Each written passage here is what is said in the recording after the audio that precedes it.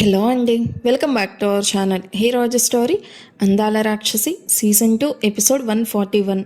ఇక స్టోరీ ఏంటో చూద్దామా? పదండి వెళ్దాం. ఆయుష్ చూపులోని తీవ్రతకి ఆ గదిలోని గాలి కూడా మరింత వేడెక్కింది. ప్రణవి ఏడుపు, నిషాన్ భయం, మోహిత్ విక్రమ్ల ఆవేశం, వీటన్నిటి మధ్య ఆయుష్ ఒక్కసారిగా వెనక్కి తిరిగి చూస్తాడు. బాడీగార్డ్స్ తమ చేతుల్లో ఉన్న విషితాను నేల మీదకి ఒక్క తోపు తోస్తారు. విషిత కాళ్ళు కట్టేసుండడంతో వాళ్ళు తోసిన ఫోర్స్కి విషిత నేరుగా వెళ్ళి ప్రణవి కూర్చున్న చైర్ ముందే మోకాళ్ళ మీద పడిపోతుంది. విషితాను అలా చూసిన ప్రణవి భయంగా ఆయుష్ వైపు బెదురుతూ ఉన్న కళ్ళతో చూస్తూ ఉంటుంది. నువ్వు చేసిన మిస్టేక్ ఏంటా అని అడుగుతున్నావు కదా ప్రణవి. ఇదిగో నీ పక్కనే పడి ఉన్న ఈ రాక్షసిని మహల్కి ఆశీలాగా మహల్లోకి తీసుకొచ్చావా లేదా అంటూ ఆయుష్ గొంతు సింహ గర్జంలాగా గదిలో మారు మోగుతుంది. విషిత జుట్టుని ఆయుష్ కోపంగా వెనక్కి లాగి తన ముఖాన్ని ప్రణవి వైపు తిప్పుతూ, దీని మొహాన్ని చూసి ఇప్పటికైనా నిజం చెప్పు. ఇప్పుడు కూడా కాదు కూడదు అని నిజాన్ని హైడ్ చేయాలని ట్రై చేశావో దీనికి పట్టిన గతే నీకు పడుతుంది. విక్రమ్ కొట్టిన దెబ్బకి అప్పటికే విషిత పెదవి చిట్లి రక్తం కారుతూ ఉంటుంది. కానీ విషిత కళ్ళల్లో పొగరు కసి మాత్రం అలాగే ఉన్నాయి. ఆయుష్ గొంతులోని గంభీరతకి ఆ గదిలో ఉన్న ప్రతి ఒక్కరి గుండెల్లో రైళ్లు పరిగెడుతూ ఉన్నాయి. ప్రణవి వణుకుతూ ఉన్న పెదాలతో కన్నీళ్లతో ఆయుష్ వైపు చూస్తూ మాటల కోసం తడబడుతూ ఉంటే ఆయుష్ తన పట్టు విడవకుండా విచిత జుట్టుని మరింత గట్టిగా వెనక్కి లాగుతాడు. చూడు ప్రణవి, నువ్వు ఇలా సైలెంట్గా ఉంటే ఇక్కడ జరిగేదానికి నేనేం రెస్పాన్సిబుల్ కాదు అంటూ ఆయుష్ తన పాకెట్లో ఉన్న గన్ తీసి నేరుగా విషిత నుదుటి మీద పెడతాడు. ఆయుష్ కళ్ళల్లో కనిపిస్తూ ఉన్న క్రూరత్వం చూసి నిషాన్ ఒక్కసారిగా షాక్కి గురవుతూ, అన్నయ్య ప్లీజ్ కూల్ డౌన్. ఆవేశంలో నువ్వేం చేస్తున్నావో నీకే తెలియడం లేదు. ముందు మనకి ఈ విషిత మోటో ఏంటో తెలియాలి. తను ఎందుకు నీ లైఫ్లోకి వచ్చిందో తెలుసుకోవాలి అంటూ ముందుకు రాబోతాడు. డోంట్ మోనీష్ అని ఆయుష్ గర్జించడంతో నిషాన్ అక్కడే నిలిచిపోతాడు. మోహిత్ విక్రమ్లు మాత్రం ఆయుష్ ఆగ్రహాన్ని చూస్తూ విషితాకి సరైన శాస్త్ర జరుగుతున్నట్టు జరిగేది చూస్తూ నిలబడతారు. కమాన్ ప్రణవి, స్పీక్ అవుట్. దీన్ని మహల్కి ఎందుకు తీసుకొచ్చావు? నీకు విషిత అండ్ విప్లవులకి పరిచయం ఎలా అయ్యింది? ముగ్గురు కలిసి ఏం ప్లాన్ చేశారు? ఇప్పటి వరకు నువ్వెన్ని పిచ్చి వేషాలు ఎన్ని పిచ్చి పనులు చేసినా చిన్నపిల్లవని అండ్ మామయ్య మొహం చూసి వదిలేశాను. బట్ ఎప్పుడైతే నువ్వు మా అందరినీ కాదని వీళ్ళతో జాయిన్ అయ్యావో అప్పుడే నువ్వు నా దృష్టిలో చచ్చిపోయావు. ఇప్పటికైనా నువ్వు చేసిన తప్పులు ఒప్పుకొని జరిగిన విషయాలు నాతో చెప్తే నువ్వు ప్రాణాలతో ఉంటావు, లేదా అంటూ గన్ లోడ్ చేస్తూ ఉన్న ఆయుష్ని చూసి ప్రణవికి అరచేతుల్లో చెమటలు పడతాయి. ఇదే నీకు నేను ఇస్తున్న లాస్ట్ ఛాన్స్. నిజాన్ని చెప్తావా లేదా చంపయ్యనా అని తన తలకి గన్ ఏం చేసిన ఆయుష్ని చూసిన ప్రణవి ఏడుస్తూ, వద్దు బావా, నేను చెప్తాను, జరిగింది మొత్తం చెప్పేస్తాను. కానీ డాడ్తో ఒక్కసారి మాట్లాడించు బావా. ఆ తర్వాత నేను చచ్చిపోయినా పర్వాలేదు, ప్లీజ్ బావా, వన్ లాస్ట్ కాల్. ప్రణవి ఏడుస్తూ చేసిన రిక్వెస్ట్ వినగానే ఆ గదిలో ఒక్క క్షణం నిశ్శబ్దం అల్లుకుంది. గన్ లోడ్ చేసిన ఆయుష్ చేతులు అలాగే ఉండిపోయాయి.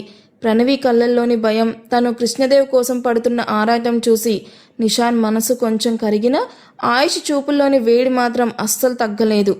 అదే సమయంలో రూమ్లో నిలబడిన మోహిత్ మాత్రం ప్రణవి మాటలకి ఒక్కసారిగా వెటకారంగా గట్టిగా నవ్వుతాడు.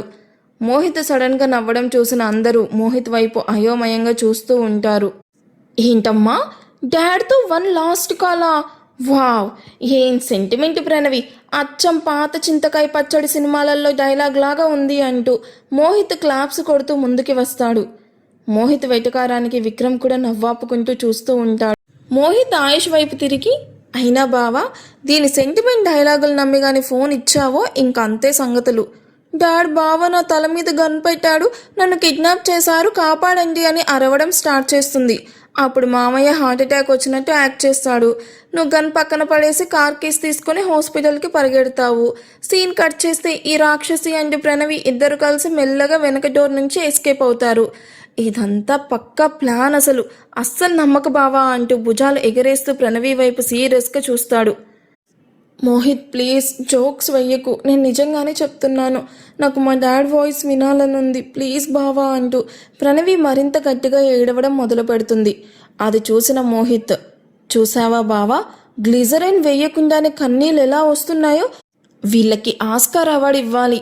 అయినా ప్రణవి, నీకు లాస్ట్ విష్ అడగడానికి ఇదేమైనా ఉరి శిక్ష పడే జైలా లేక ఆయుష్ బావ ఏమైనా యమధర్మరాజు అనుకుంటున్నావా? నిజం చెప్పడానికి మీ నాన్న పర్మిషన్ ఎందుకు? బూస్ట్ తాగితే ఎనర్జీ వచ్చినట్టు మీ నాన్నతో మాట్లాడితే నిజాలు గబగబా బయటకు వస్తాయా ఏంటి అంటూ వెటకారంగా కౌంటర్ ఇస్తాడు. ఆయుష్ ఒక్క క్షణం మోహిత్ వైపు తీక్షణంగా చూస్తాడు. ఆ చూపుకి మోహిత్ వెంటనే నోటి మీద వేలు వేసుకుని సైలెంట్ అయిపోతాడు. రూమ్లో మళ్ళీ అదే భయంకరమైన నిశ్శబ్దం. ఆయుష్ ప్రణవి వైపు అడుగులు వేస్తూ తన చేతిలోని గన్ని గాల్లోకి తిప్పి దాని ప్రణవి ముఖానికి కొద్ది దూరంలో పెట్టాడు. ప్రణవి భయంతో కళ్ళు మూసుకుని గట్టిగా వణికిపోతూ ఉంటుంది. మామయ్యతో మాట్లాడాలా? లాస్ట్ కాలా?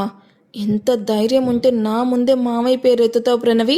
ఆయుష్ గొంతులో బేస్ తగ్గింది కానీ ఆయుష్లోని కఠినత్వం ఆ గదిలో ఉన్న అందరినీ వణికిచ్చేస్తుంది. మామయ్య అమాయకుడు కాబట్టి నువ్వు చేసే ప్రతి విధవ పనిని ఆయన మొహం చూసి భరిస్తూ వచ్చాను. కానీ నువ్వేం చేశావు? మా నమ్మకాన్ని, మామయ్య ప్రాణాలని తీసుకెళ్ళి ఈ రాక్షస్ చేతుల్లో పెట్టావు. ఈ సిచ్యువేషన్లో కూడా నిన్ను నమ్మి నేను మామయ్యకి ఫోన్ చెయ్యాలా? ఫోన్ చేసి ఏం చేస్తావు? డాడ్, నేను ఆయుష్ బావకి ద్రోహం చేశాను, ఆశీ లైఫ్ నాశనం చేశాను అని నిజం ఒప్పుకుంటావా? లేక ఎప్పటిలాగే మోహిత్ చెప్పినట్టు సెంటిమెంట్ డ్రామాలాడి మమ్మల్ని ఇరికించాలని చూస్తున్నావా అంటూ ఆయుష్ ప్రణవి వైపు సీరియస్గా చూస్తూ అడుగుతాడు. లేదు బావా, నమ్ము బావా, నేను ఏ తప్పు చేయలేదు, వీళ్ళు నన్ను ట్రాప్ చేశారు అంటూ ప్రణవి ఏడుస్తూ ఉంటుంది. షటాప్! ఇకపై నీ నోటి నుండి ఒక్క అబద్ధం వచ్చినా లేదా మాట మార్చాలని చూసినా మావయ్య నీ మొహం చూడ్డానికి కూడా అసహించుకునేలాగా చేస్తాను. నిన్ను నేను చంపక్కర్లేదు ప్రణవి. నువ్వు చేసిన మోసాలు తెలిస్తే మామయ్య నిన్ను కూతురుగా వదిలేస్తారు. ఆయన ప్రాణాలు ఈ రోజు పోవాలా లేదా రేపటి నిజం తెలిసిపోవాలా అనేది నువ్వు చెప్పే సమాధానాన్ని బట్టి ఉంటుంది. ఆయుష్ మాటలకి ప్రణవి గుండె ఆగినంత పనవుతుంది. తన తండ్రి గౌరవం అండ్ ప్రాణం రెండు ఆయుష్ చేతుల్లోనే ఉన్నాయని తనకి అర్థమయ్యింది. ఆయుష్ గన్ వెనక్కి తీసి ప్రణవి వైపు చూస్తూ, టైం స్టార్ట్స్ నౌ, వాళ్ళ ప్లాన్ ఏంటో చెప్పు, ముగ్గురు కలిసి ఏం చేశారు అని అడుగుతాడు. ప్రణవి తన కన్నీళ్లు తుడుచుకుంటూ నిజం చెప్పడానికి నోరు విప్పుతుంది. కానీ కింద పడి ఉన్న విషిత మాత్రం ప్రణవి నిజం చెప్తే తన ఆట ముగిసిపోతుందని తెలిసి లోపల టెన్షన్ పడుతూ ఉంటుంది. ఆయుష్ గన్ ట్రిగ్గర్ని నెమ్మదిగా వెనక్కి లాగాడు. ఆ క్లిక్ అనే శబ్దానికి విషిత గుండె ఒక్కసారిగా జారిపోతుంది. ఇందాక మహల్లో చంపకుండా వదిలేసింది కేవలం భయపెట్టడానికి అనుకుంది కానీ ఈ నిర్జన ప్రదేశంలో ఆయుష్ కళ్ళల్లో కనిపిస్తున్న మృత్యువుని చూసి విషితాకి ఈసారి నిజంగానే ప్రాణభయం పట్టుకుంది. ఆయుష్ ప్లీజ్ లీవ్ మీ, నేను ఇక్కడి నుండి వెళ్ళిపోతాను, ఇక ఎవరి జోలికి రాను అంటూ విషిత వణుకుతూ ఉన్న గొంతుతో బ్రతిమిలాడుతూ ఉంటుంది. విషిత వాయిస్కి ఆయుష్ పెదాలపైన ఒక క్రూరమైన నవ్వు మెరిసింది. నువ్వు పన్నిన ఈ వల ఎంత లోతుగా ఉందో, నువ్వు ఇక్కడికి ఎందుకు వచ్చావో నాకు తెలిసే వరకు నువ్వు ప్రాణాలతో ఉన్నావంటే అది నీ అదృష్టం. ఇక నా పేషెన్స్ ఏమి టెస్ట్ చేయకు అంటూ ఆయుష్ గన్ని విషిత తల పక్కనే ఉన్న నేలకి తగిలేలాగా పెట్టి గట్టిగా, యు జస్ట్ కీప్ క్వైట్ విషిత, ఇప్పుడే కాదు ఇక మీదటి కూడా నీ నోటి నుండి ఒక్క మాట కూడా బయటకు రాకూడదు. ముందు ప్రణవి సంగతి తేలాలి, అది అయ్యాక నీ ఎంతేంటో నేను చూస్తా అని సీరియస్గా వినిపించిన ఆయుష్ వాయిస్కి విషిత ఒక్కసారిగా నోరు మూసేస్తుంది. ఆయుష్ చూపుల్లో ఉన్న తీవ్రతకి భయపడి విషిత వెనక్కి తగ్గుతుంది. ఆయుష్ వెంటనే ప్రణవి వైపు తిరిగి తన కళ్ళల్లోకి సూటిగా చూస్తూ, ఇప్పుడు చెప్పు ప్రణవి, ఏంటి ఆ ప్లాన్? విప్లవ్ని, ఈ విషితాన్ని నువ్వు ఎలా కలిసావు? ముగ్గురు ఏం ప్లాన్ చేశారు? ప్రణవి వెక్కిళ్ళు పెడుతూ అసలు ఏం జరిగిందో చెప్పడం మొదలు పెడుతుంది. బావా, నాకు చిన్నప్పటి నుంచి నువ్వంటే నాకు చాలా ఇష్టం. ఇష్టం కూడా కాదు, పిచ్చి. నువ్వేం చేసినా నాకు ఇష్టమే.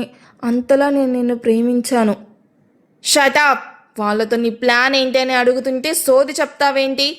ఆయుష్ ఒక్కసారిగా సీరియస్ అవ్వడంతో ప్రణవి మాటలు మధ్యలోనే ఆగిపోయాయి. ప్రణవి భయంతో గుటకలు మింగుతూ ఆయుష్ వైపు చూస్తుంది. రూమ్లో ఉన్న నిషాన్, మోహిత్లు అండ్ విక్రమ్ కూడా ప్రణవి చెప్పే సమాధానం కోసం శ్వాస బిగబట్టి వింటూ ఉన్నారు. నీ పిచ్చి ప్రేమ కథలు వినడానికి నేను ఇక్కడికి రాలేదు. నా ప్రశ్నకి సూటిగా సమాధానం చెప్పు. ఆ విషిత విప్లవులతో నీకు కనెక్షన్ ఏంటి? ఆయుష్ గొంతులోని కోపం ఆ గది గోడల్ని సైతం వణికించింది. ప్రణవి తన కన్నీళ్లు తుడుచుకుంటూ వణుకుతూ ఉన్న గొంతుతో మళ్ళీ చెప్పడం ప్రారంభించింది. బావా, నువ్వు ఆశీని పెళ్లి చేసుకుని మహల్కి తీసుకొచ్చినప్పటి నుండి నేను నీ పక్కన ఆశీని చూసి తట్టుకోలేకపోయాను. ఆశీని ఎలాగైనా నీ లైఫ్ నుండి దూరం చెయ్యాలి అనుకున్నాను. అషిక దూరం అయ్యాక నన్నే పెళ్లి చేసుకుంటావని కలలు కంటూ ఉన్న నాకు ఆశీ రాకతో నా కలలన్నీ కన్నీళ్లుగా మారిపోయాయి. అందుకే ఆశీ మీద పగ పెంచుకొని తనని ఎలాగైనా నీ లైఫ్ నుండి పంపించాలి అని ఫిక్స్ అయ్యాను. సరిగ్గా అప్పుడే నాకు విప్లవ్ పరిచయం అయ్యాడు. విప్లవ్ ఆశీని ఇష్టపడుతున్నాడని తెలిసి వాడిని ఇండియా రప్పించి వాడితో కలిసి ఆశీని వేరే కంట్రీకి పంపించాలని ప్లాన్ చేశాను. ప్రణవి మాటలు వింటూ ఉంటే ఆయుష్ రక్తం నరనరాలు పాకుతూ ఉంటుంది. చేతిలోని గన్ని మరింత గట్టిగా పట్టుకుంటూ తన కుడి చేతి పిడికిల్ని బిగించాడు. ఆయుష్ వేలిగోర్లు అరచేతిలోకి దిగిపోయేంత కసిగా పిడికిలి బిగించడంతో ఆ చేతి నరాలు ఉబ్బి స్పష్టంగా కనిపిస్తున్నాయి. ఆయుష్ కళ్ళు నిప్పులు చెరుగుతున్నట్టుగా ఎర్రబడి అది చూసిన ప్రణవి గుట్టకలు మింగుతూ మళ్ళీ చెప్పడం కంటిన్యూ చేస్తుంది. నేను ప్లాన్ చేసినట్టు కాకుండా విప్లవ్ నాకు తెలియకుండా ఇండియాకి వచ్చి నీతో బిజినెస్ స్టార్ట్ చేసి నాకే షాక్ ఇచ్చాడు. ఆ రోజే తెలిసింది వాడు అరగెంట్ అండ్ యాటిట్యూడ్ మనిషని. వాడు చెప్పేది నేను వినడమే కానీ నేను చెప్పేది ఏ రోజు వాడు వినేవాడు కాదు. ఇలా ఉండగా ఒకరోజు నాకు భయంకరమైన నిజం తెలిసింది. అదేంటంటే విప్లవ్ పిచ్చిగా ప్రేమించింది ఆశని కాదు అషికాని అంటూ ఆయుష్ వైపు చూస్తుంది. అషిక అనే పేరు ప్రణవి నోటి నుండి వినగానే ఆ గదిలోని గాలి కూడా ఒక్కసారిగా స్తంభవించిపోయింది.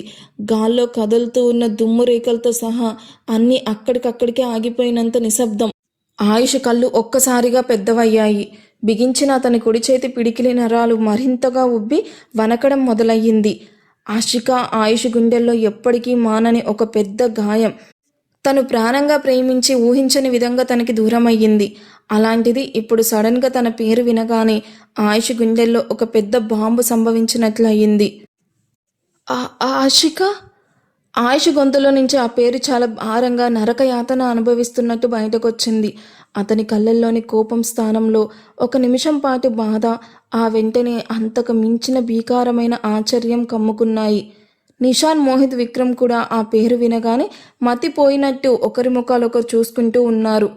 ఆయుష్ ఒక్క క్షణంలో తనను తాను కంట్రోల్ చేసుకొని ప్రణవి గొంతు పట్టుకొని చేతితో సహా తన వైపుకు లాక్కొని, షట్ అప్ ప్రణవి, నీ నోటితో నా అషిక పేరు ఎత్తడానికి ఎంత ధైర్యం నీకు? అషిక ఈ లోకాన్ని విడిచి వెళ్ళిపోయి సంవత్సరాలు అవుతుంది. చనిపోయిన నా భార్య పేరుని ఈ వెధవ ప్లాన్లోకి ఎందుకు లాగుతున్నావు అంటూ ఆయుష్ పళ్ళు నోరుతూ అరుస్తూ ఉంటాడు. లేదు బావా, నేను అబద్ధాలు చెప్పట్లేదు. విప్లవ్ పిచ్చిగా ఇష్టపడింది, ఇప్పటికీ ఆరాధిస్తుంది అషికాని. ఆశి అచ్చం అషికాలాగే ఉంటుంది కాబట్టి ఆశిని దక్కించుకుంటే అషికాను దక్కించుకున్నట్టే అని విప్లవ్ని నమ్మించాను. పైగా అషిక హార్ట్ ఆశికి పెట్టారని చెప్పగానే వాడు అషిక పోలికలతో ఉన్న ఆశిని అషికాని అనుకొని తనని పెళ్లి చేసుకొని ఇక్కడి నుండి తీసుకుని వెళ్ళిపోవాలి అని అనుకున్నాడు అంటూ ప్రణవి ఏడుస్తూ సగం నిజం కక్కేస్తుంది.